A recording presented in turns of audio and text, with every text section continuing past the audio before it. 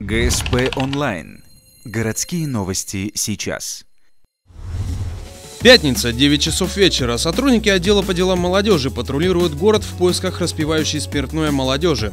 Для некоторых выпускников последний школьный звонок вечером оборачивается банальной пьянкой.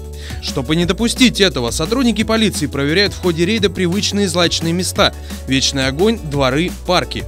Долго искать не пришлось. На съезде к горзеленхозу побитая машина без номеров.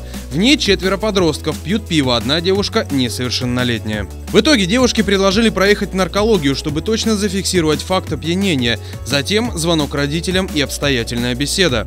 Однако дождь и прохладная погода спугнули большинство любителей выпить на природе. В ходе рейда чаще всего экипажи наблюдали полупустые улицы. К тому же, накануне последнего звонка городская администрация порекомендовала предпринимателям приостановить торговлю алкоголем, и большинство к рекомендации прислушались.